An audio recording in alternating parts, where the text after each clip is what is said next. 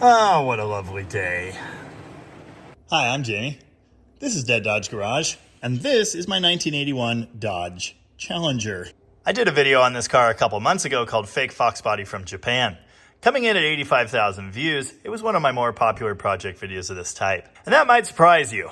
It surprised me too. The premise of that video, of course, is that this rebadged Mitsubishi is pretty obviously a blatant copy of the Fox body. Now, many viewers chimed in to inform me that this body style was in production in '78 before the Fox body Mustang and Capri.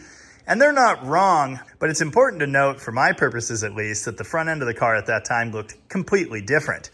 And they didn't get this design, which is very obviously a four-eyed Mustang, until 1981. In fact, according to Mitsubishi, the entire car was restyled for 1981. Yeah, it doesn't really show anywhere but that front end. I rescued this car from the junkyard. It had multiple seized brakes, which continues to be an issue now. Supposedly, it was the first owner that turned this thing in. Which would make me the second owner of this 98,440 mile mint Survivor car. A few weeks at the junkyard notwithstanding.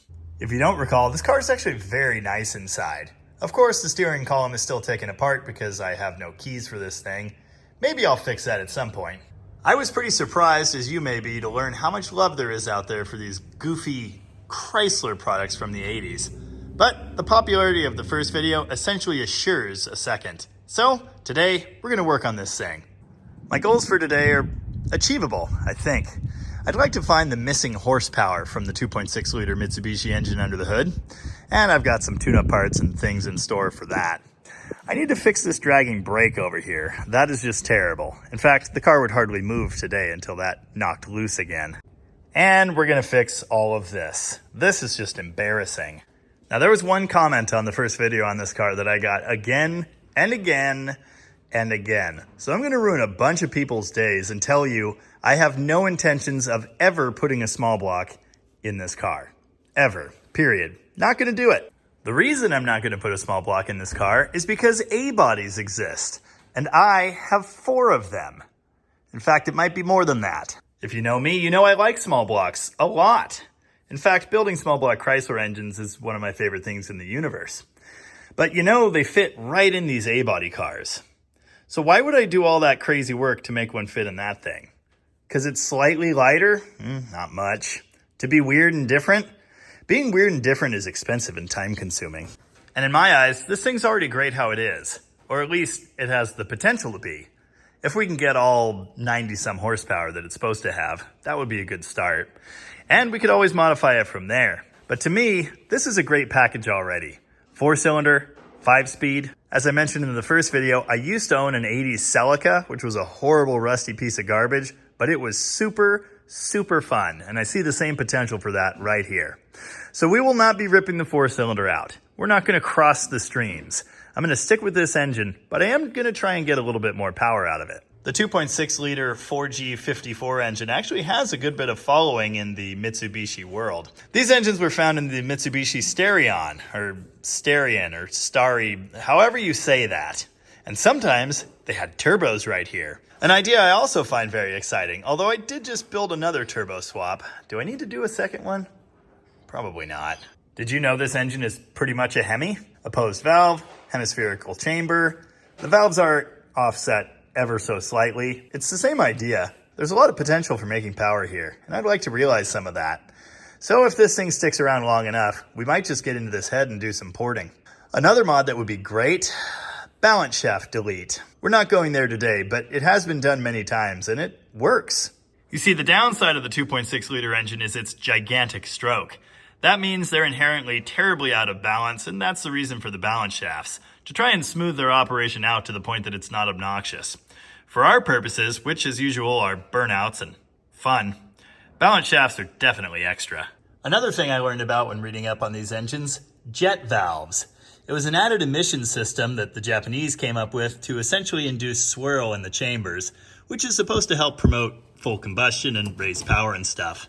And that's great, except that they didn't work very well, they didn't seal very well, and because of the dissimilar materials in the chambers, they tended to lead to cracking of the heads. That's very common on these 2.6 liter engines.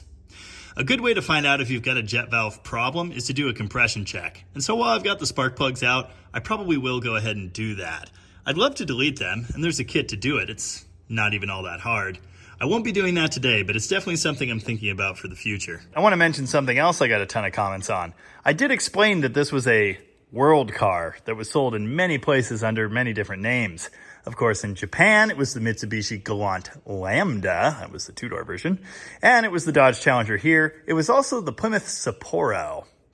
In other parts of the world, it was the Mitsubishi Sapporo. And in Australia, it was the Scorpion. I believe it started out as the Chrysler Scorpion and then the Mitsubishi Scorpion. All of these cars are the same car. There are left-hand drive ones and right-hand drive ones, but they're the same basic car. A lot of the parts and hot rod tips for these things come from Australia, where the Scorpion was very popular. Also popular in Australia, V8 swaps, specifically the 5-liter Ford V8. Anyway, I'm starting with that tune-up. I already bought all the parts and they're sitting on the counter in a box, so I'd like to install them. At the same time, I will do that compression check, and we'll find out if this engine is even worthy of future performance modification. Whoa! You know, I've had spark plug ends pop apart, but I have never had the center of a plug pull out. That is incredible. Obviously, there's moisture intrusion in there, so that thing has been rusty. Number 3 did it too. Wow. Yeah, tune-up's definitely not a bad idea on this one. I got the spark plugs out. Incredibly, the ones that were broken and rusty inside, they were still firing. These plugs aren't wet. They actually have a pretty good orange color to them, at least on most of the plug there. Notice our strap, which the camera won't focus on, shows a timing line that's almost perfectly down at the base there. We'll check the timing later. Anyway, this isn't horrible, but these plugs are definitely worn. You can tell by the way the strap is wearing away, and the gap is humongous. These are Atlas brand plugs, which I've never heard of. I'm gonna say maybe don't buy these. With the rotor out, you can see the advanced weights and springs. They are right there. And you can see the slot for the timing curve. Modifying this distributor would be the easiest thing in the universe, and it may come to that at some point. Obviously, I'm starting with the tune-up, but there are multiple opportunities for increased power production here.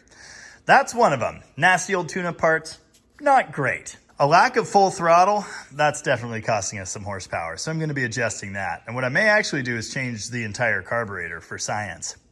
The aged fuel in that carburetor could also be a factor. So some fresh gas, that'd be a nice idea. Maybe some magic additive as well. I'm also pretty sure this catalytic converter's clogged solid, or at least like partially clogged. I'm getting ahead of myself. There's a super handy disconnect for the starter trigger wire right there. So I've got the button wired in. Now we'll be able to do a compression check really easily.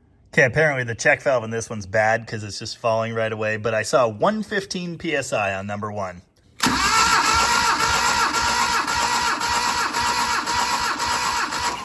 Oh, 155 on number 2. All right then.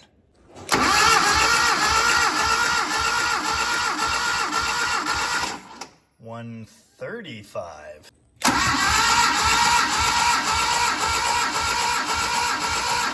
Another 135. Okay, so number 2 is an overachiever and number 1 is down. That's quite the spread. It's not like 135 is an amazing number. I really like that 155. Anyway, I'm looking down at number 1 here. It's going to be very hard for me to show you this because the stupid camera won't focus on it. But I actually see nice cross-hatching in that number 1 hole. I sincerely doubt this is a ring problem. Again, this engine doesn't even have 100,000 miles on it. So I'd bet pretty good money on sticky jet valves. But what am I going to do about it? I don't know. I got to think about this. Now, I could try and determine where that compression is going using a leak down check. The thing is, seeing a number over 100 PSI, we might not actually be able to tell where the air is coming from because there won't be very much of it. If that was like 40 PSI, it would be obvious. As mentioned, the heads do have a tendency to crack as well, but I'm pretty sure if that happened, it would go into coolant. I put a few squirts of oil in the number 1 hole, and now I'm going to repeat the test. If this was a ring issue, which I have no reason to believe it is, that oil could serve to band-aid the rings and raise the compression slightly. With a valve issue, it won't. So let's see what we get.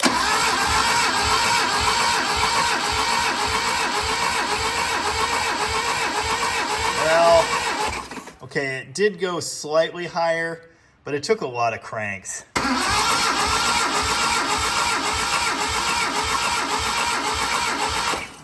Well, Now I'm seeing 135.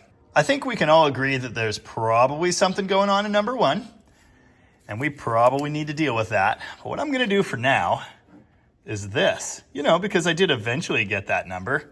And then we're gonna say it's good and move on. In the future, if this car sticks around, we'll probably be getting into that. Here are our new tune-up parts. V-Power plugs, which also happen to be the cheapest spark plugs sold at Cut Rate Auto Parts, my local supplier. I've got a cap and rotor, and this is actually a nice standard ignition one with brass contacts, so that's great. And of course, the world's cheapest plug wires. I almost got all of these parts from Rock Auto. It was like $26 for everything. The tune-up parts were like on mega clearance because they cleared out a warehouse somewhere. Unfortunately, the shipping costs as much as the parts. So I said to heck with that and got them faster from the Cut Rate. I'm still waiting on the caliper rebuild kits from Rock Auto to get here. I don't know when that's supposed to happen. I would have gotten whole calipers, but it turns out they don't exist anymore. Now, number one actually is marked on this distributor cap there, but I like to make a really obvious mark on anything I have a chance of having to work on later, unless it's like a restoration or something. Make things easier for yourself. It's actually possible to install the distributor cap backwards on this car, so don't! Make sure you mark where number one was and put it back there. On the old cap, every cylinder was numbered, so you could see it's 1, 3, 4, 2, which is a very common firing order for these 4-cylinder engines. On the new one, it's just number 1. Here's the gap on a new plug compared to one of the gaps on an old plug, just to give you an idea of how worn that is. I haven't actually checked the gap on the new plug. It's 28 or 30-ish, I'm sure. The old one? Well, it must be about 50. With some performance ignition systems, a wider spark plug gap can be ideal. This doesn't have one of those. Don't be reefing down your spark plugs with like an impact or a giant ratchet handle. I usually just snug them down with the extension in a socket, unless the threads are gacked, and then I torque them with this tiny ratchet. Carefully.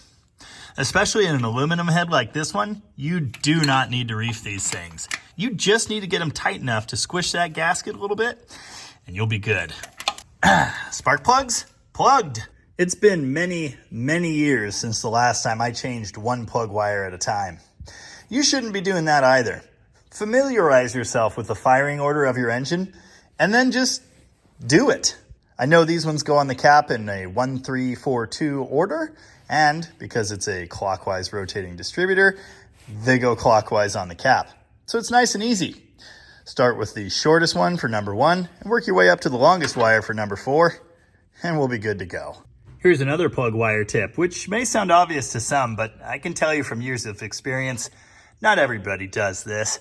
If you've got a plug wire holder like this, run the plug wires in numerical order. That way, in the future, it's really easy to trace them down and figure out what's going where. It's not as big of a deal on a simple engine like this 4-cylinder, but on a V8, yeah. And with that, the tune-up's done. I'm not expecting just this one improvement to make a big difference, but let's fire it up and see how it sounds anyway. Did I say it was done? A coil wire would help. That's not the first time I've forgotten to do that. Something I focus on when I'm doing work like this is serviceability. I really want everything routed correctly. You should be able to glance at an engine like this and be able to see things like the plug wires and the ignition wiring and where things are going and what belongs where it is, what doesn't, that sort of thing. It just makes it so much easier to deal with projects like this as they go. Time to hit the key and see what we got. Oh, did I grab the wrong key? And one of these should work. I might need 2 hands for this.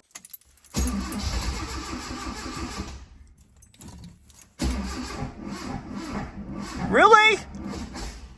Really?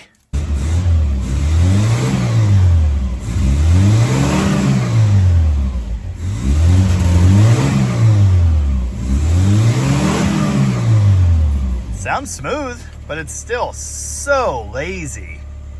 Again, obviously that wasn't our big issue, but it's an important thing to do when you're searching for horsepowers.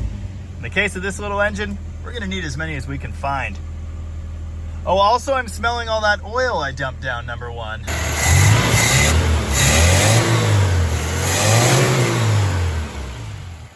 Runs nicely enough, just lazy. I'm gonna check the timing real fast. I didn't actually talk about this, but at the very end of the first video, I just reefed the distributor into the full advanced position, and it didn't really seem to add any power. Smooths it out at idle quite a bit. I don't think that's really what we want. The timing spec, according to this convenient sticker, is 7 degrees before top dead, plus or minus 1. All right, this is 7.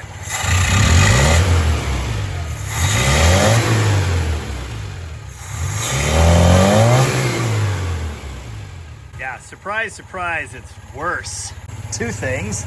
First off, when you rev this engine up and hold it, it absolutely firewalls at 4,100 RPM. It will not go past that. Second, I never saw any more than 18 degrees total timing, and that was with the base set at 7. I'd sure expect to see this reach like, 30 at least. I gave it some more base advance and checked again. With it at 14 degrees, it'll reach 32 total, and it revs to 6,400 RPM. I don't know how that little bit of a difference in timing could stop the engine from revving. It's still lazy.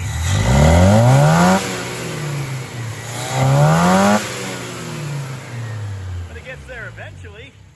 With that done, I'm going to take it for a quick butt dyno test and see what it does. Note the air filter is still off the Weber. It needs a pretty serious cleaning, so that could also be a factor. Dude, okay, it's no powerhouse, but this already sounds way better. You ready to slide it into a power pole? Yes, I am. Oh, hit the front.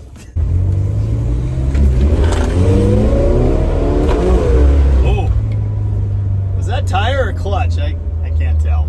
That is a definite improvement. Yeah, the brake is dragging.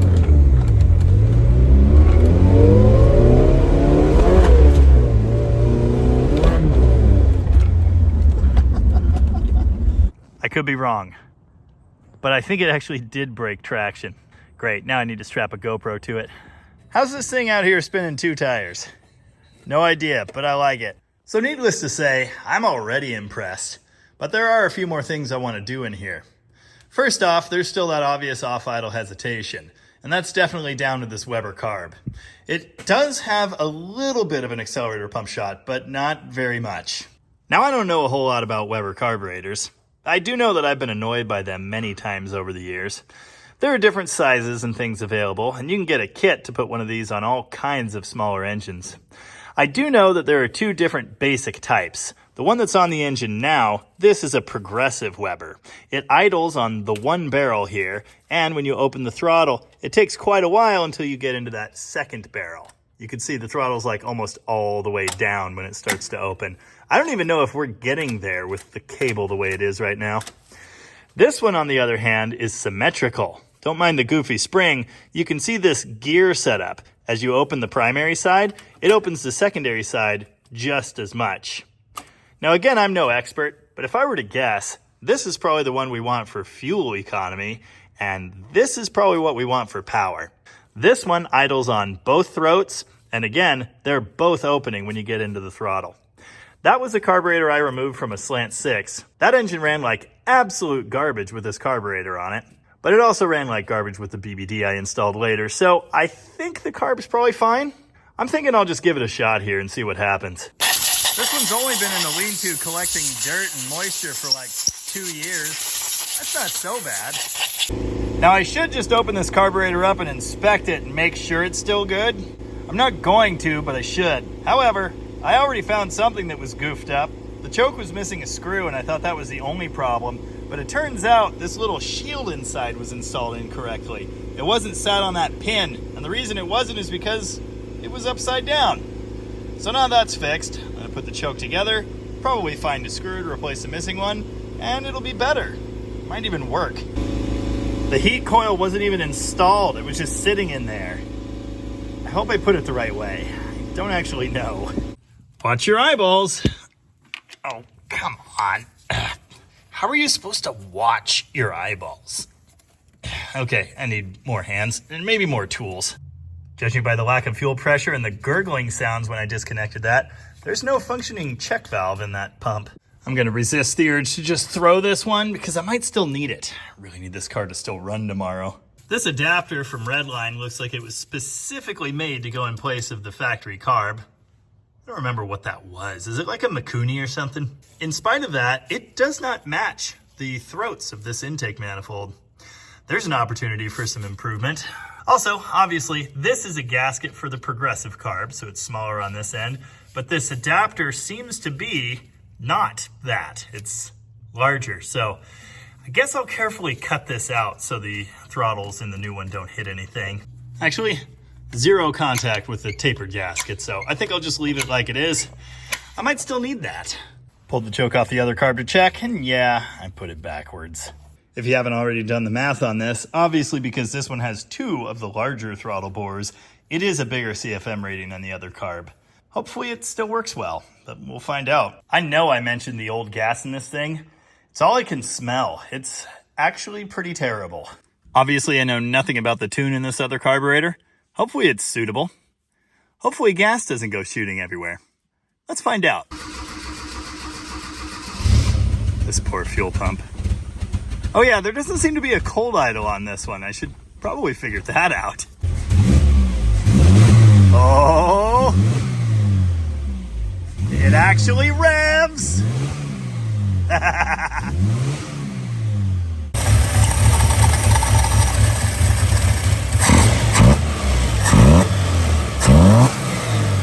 Night and day. Obviously I need to tune the idles. Needle and seat issue, I think.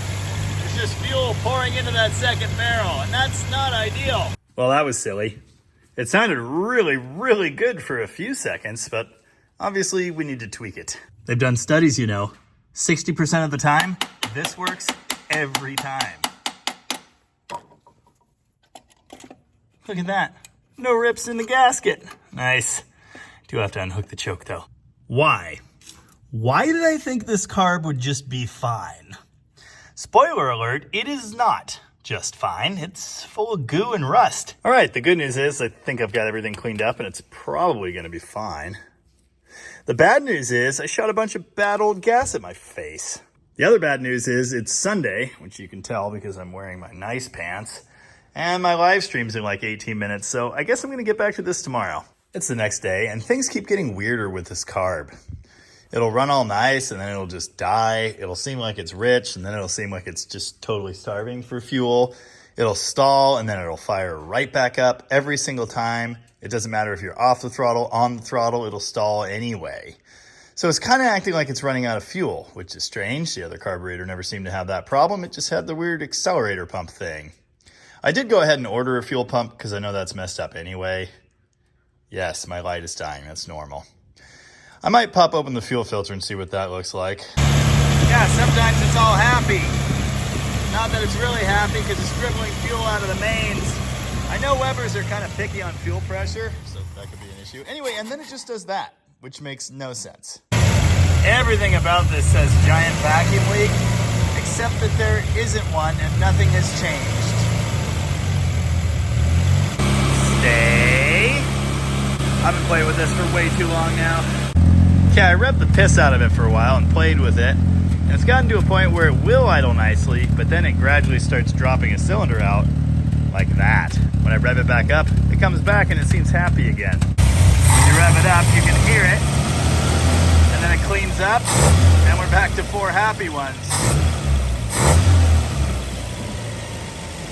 Now, you might be wondering why I haven't just thrown this carb away yet, put the old one back on there. Well, when it's not doing this weird stuff, it sounds great, and I'm pretty sure it's going to be way better as far as power goes. So I'm kind of hoping I can improve this situation somehow. Maybe make one good one out of 2 carbs? Maybe nuke this thing from orbit and get a new one? I don't know. Yeah, so about that catalytic converter, I don't think it's happy. The difference in throttle response is insane. Just wish I could fix this horrible idling problem. Let's see what it's like. I would guess. Really bad and then really great.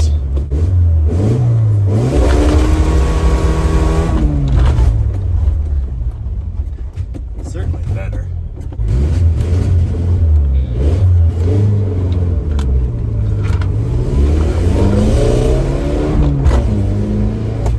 Good. Throttle popped off. mention that I couldn't find a clip that fit the throttle pedal cable thing? Well, I couldn't. Guess I'll be reconnecting that real quick.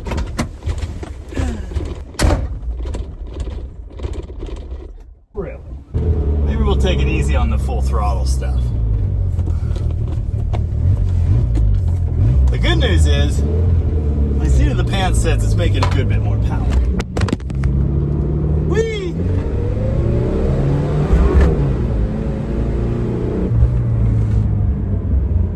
I think I'll just leave it there and let it think about what it's done.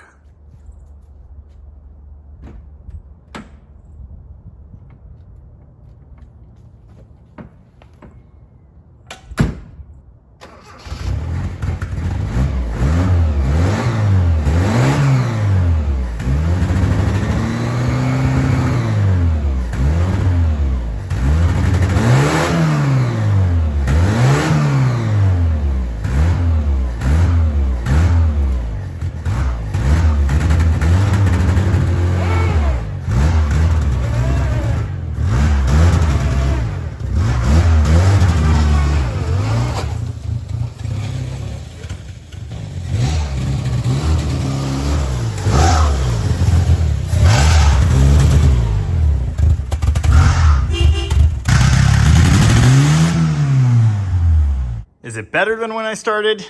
Yeah. Is it great? No. And the brakes are still dragging, so that's inconvenient. So with that in mind, I'm gonna try and fix this fender, because obviously that's what really matters. Maybe it is a real Mopar. The bottom of the fender's all full of crap from the cowl drains. You're actually supposed to remove the bumper to get these fenders off. But like many things in life, I think that's more of a suggestion than an actual rule. Come on. Maybe? Oh, I don't like that noise. Or that one. Oh. Come on now. Hey, there you go. I'm sure it'll go right back in. Japanese cars. They're like toy versions of real cars. Okay, seriously though, this thing is very easy to work on and it's awesome. Time for more body work. You guys love when I do body work. It's actually stronger than I thought it would be. There we go.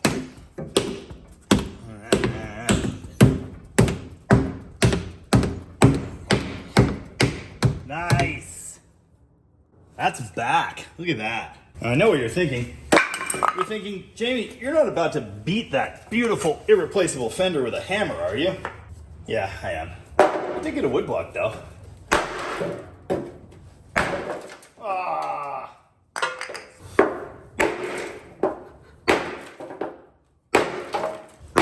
Woo!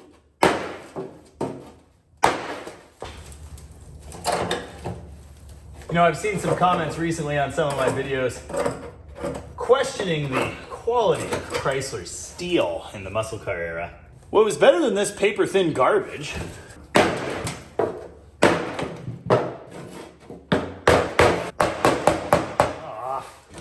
I don't really want to give it that hammered on look.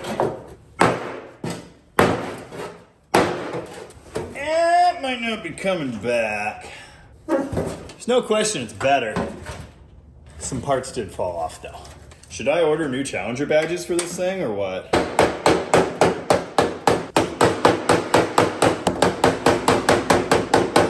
You know, it might not be immediately obvious, but I actually do have some experience with hammer and dolly work.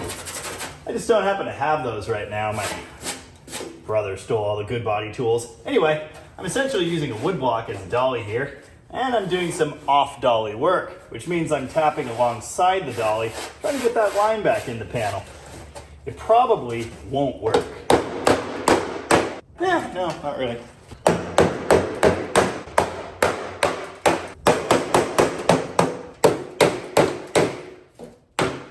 Obviously, this is gonna take a while. It's both not as good as I hoped, but also just as good as I expected.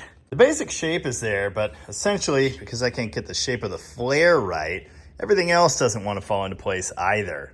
You know, sheet metal has a memory, and essentially, with that line wrong, the whole thing is tin canned. As long as the door opens, I'm probably just gonna call this good enough. Speaking of the door, what do you think my chances are here? Aw, not good, I'm thinking. All right, pulling door panel. Wish I had a suction cup. Random discovery while I'm here, I figured out why the door jamb switch is stuck in.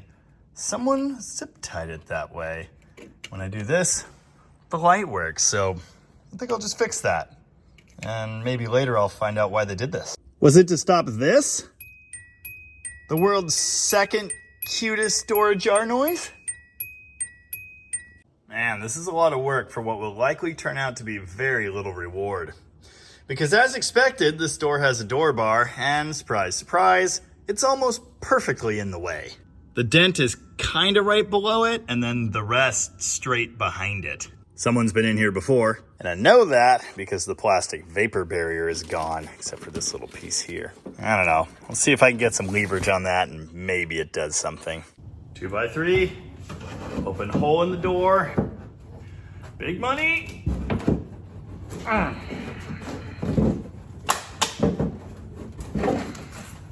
Medium money. Tiny money, no money at all. Maybe I can just beat on the door bar. Maybe that does something. Probably not. Of course, there's a hole at the bottom and there's a hole at the top. Oh! I might have spoken too soon. Well, that's half of it. The rest seriously is right behind that door bar. Maybe I can wedge something up in the gap. There kinda is a gap. Needs to be right here. Perhaps a pry bar with a rag on it.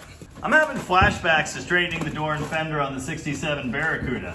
You know, the daily driver project. That just might ruin stuff. Yeah. It's kicking it out there, but nowhere else. How about here? I need to get one of them paintless dent repair guys in my pocket. They would know what to do here. Aw.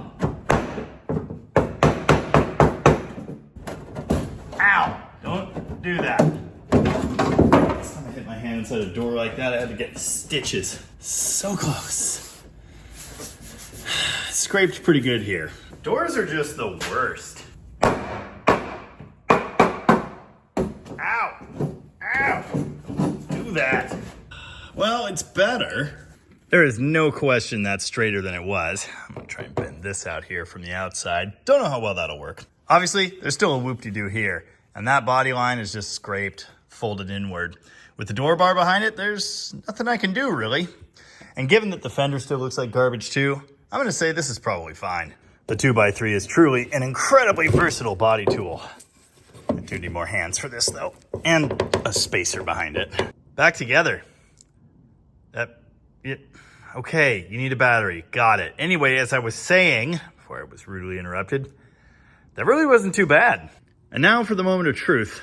When I reinstall this freshly beaten fender, will it fit? Will it and the door live happily ever after? Let's find out. Strangely, putting it back in was way easier. Not actually bolted down yet. Dude, I think that's gonna work. That fender left more than a couple pieces behind. What a horrible mess. Anyway, you ready for your big reveal? Ta-da! It's better. I certainly wouldn't call that amazing, but from 100 feet away, if you squint, it's definitely an obvious improvement. And the door works, so that's great. I'm gonna have a dome light too. Boop. Very cool. I really want to wash this thing now. Unfortunately, it's dark out. So I'm gonna see what I can do in here and continue putting off the brake job as long as possible. Glass cleaner is pretty amazing stuff. They should call it everything cleaner. This needs another round. Does this trim piece make my dent look smaller?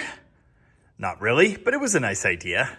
I've got the missing trim piece for the door too. Unfortunately, we're a couple trim clips short of a whole bushel on that one. Also, it's a lot more beat up. I probably could have done something about rearranging clips and coming up with some sort of improvised mounting situation when I had the door panel off, but that ship has sailed. Yeah, she's a little too rough around the edges to ever hope to qualify as nice, but it will be nicer once it gets a bath. This exhaust system kind of leaves something to be desired. Why on earth does this car have a 2-piece drive shaft? And follow-up question, why this? It's hovering in the air now, and well, I've been putting it off long enough. I gotta get into the disc brakes on this thing. I looked everywhere for a set of calipers for this car. They simply do not exist. So I did something I've never done before. And that's order caliper rebuild kits from the Rock Auto. Of course, the whole issue here is that they're gonna be rusty and terrible inside. So that'll be fun to deal with. Hopefully they actually work and don't leak when I'm done. This is a weird steering system. It looks like it wanted to be a rack and pinion, but at the last moment, they changed their minds. Also, it has weird goobered on steering stops. I was about to tell you that I thought the steering system was tight and in good shape, but it's not. Like, not at all, actually. Just keeps on getting better. Both outer tie rods are completely shot, and so is the idler arm, which you can see is kind of popping up and down there. That's a classic Mopar problem too, so yeah, again, the 81 Challenger is impressing me with its authenticity. Both lower ball joint boots are torn, they're probably wasted. There are no upper ball joints, but if there were, they'd probably be bad too. Strut rod bushings, yep. So, in a nutshell, what this car really needs is a complete suspension overhaul. What it's going to get is hopefully working brakes, and that's it. I did have delusions of maybe using this thing as like reliable daily transportation at some point in the future. That seems less and less likely the more I look. This rear axle looks nice. Looks very similar to a Toyota, which looks very similar to a smaller 9-inch. Also, is this one of them 4-links? Has like crazy wishbone things for lower control arms or whatever you call those.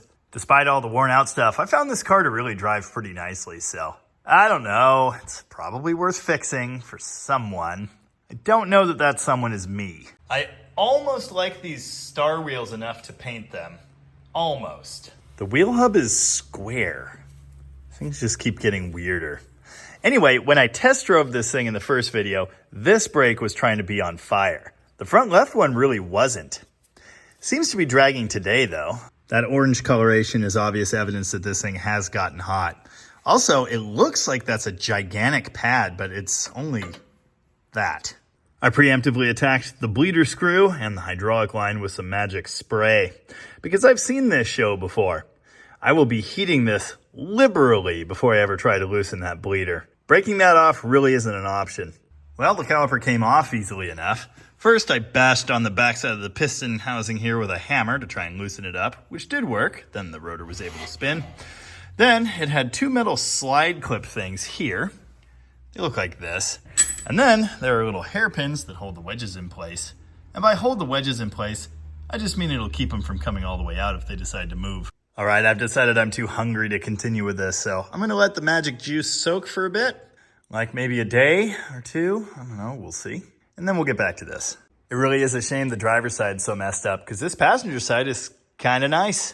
If you ignore the rust, and that scratch. It's 2 days later, and Alan is doing the fun work of getting these calipers apart for a rebuild. Nice. He pulled this one off and tried to blast the piston out with air, but it was too stubborn, so we put it back on the car and pumped the pedal, slowly got the piston to work its way out. Now this will get a hone, you know, if we can find a hone, and then it'll get new seals and put back together. Are you digging for treasures? Yes, sir. Finding lots of them. But no damage. No damage. I've never heard better news. I did mention these calipers don't exist, right? Can't buy them anywhere. So that's how you do that. Nice. Wow. It's not rusty and horrible at all. Oh, it'll work.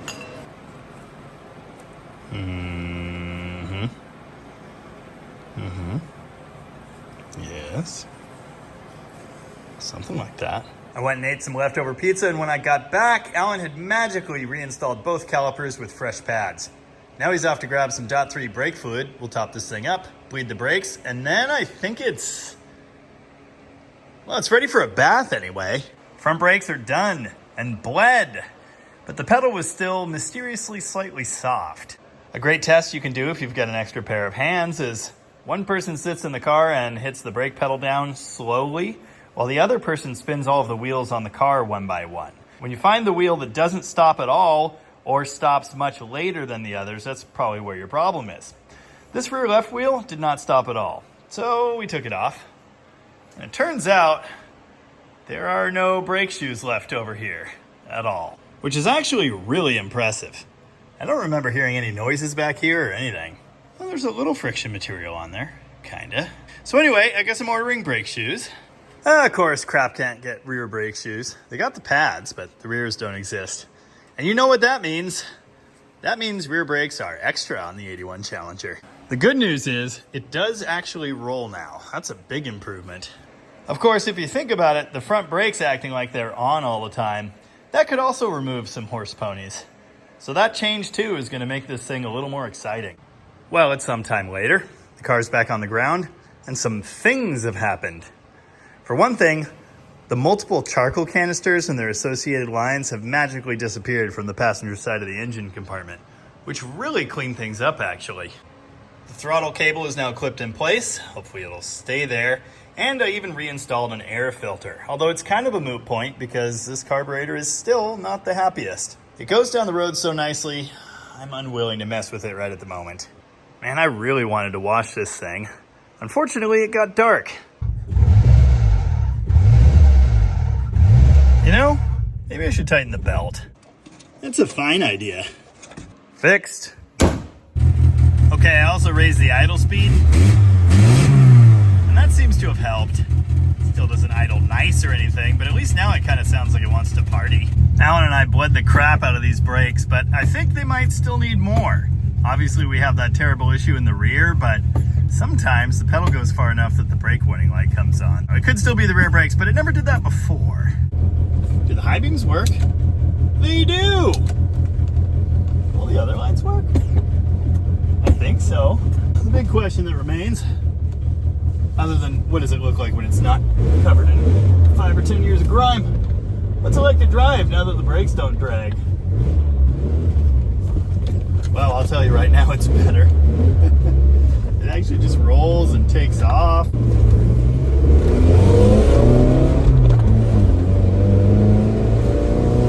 Dude. It's actually peppy. It's not bad. It's no muscle car, but it's not bad. Whoops. I'm pretty sure it's getting full throttle, but it doesn't really feel like it. Oh, it's popping occasionally. Let's take it for a quick rip. It's funny, it pulls right off of a stop, and then it's kind of, I don't know, it's like it slows down. I really think that cat's probably half clogged. And I'm probably not doing it any favors by shoving a bunch of extra fuel in it. Do you remember what this was like first time I drove it? Oh, it was so bad. This is great comparatively. Oh, I just remember the tie rods are all garbage. Okay. Yeah, I'm pretty sure all of that horrible sound means clogged cat. It's just like a ton of back pressure. The exhaust can't go anywhere, and the engine can't rev. There. Ominous studio lighting. You know, I don't really want to put a cat in this thing. Would you stop that? Oh yeah, it's got the telltale smell now. Oh yeah, I still don't have a license plate. Forgot about that. This sounds awful. Alright, I'm going to level with you. I kind of like this car, and I kind of wouldn't mind doing more with it. So I need you, the people, the commenters, to tell me if you actually want to see that, or if I should just ship this thing down the road. Obviously, I've got more important things to work on, but I may never have another chance to play with an 81 Challenger, and, well, I do have some interesting performance ideas for this one. That sounds really bad. And it smells worse. Look at this. It's all nice and lit up. The clock magically fixed itself. The gauges work. This could be a nice car. It's not right now, but it could be. It's not good. It's not good.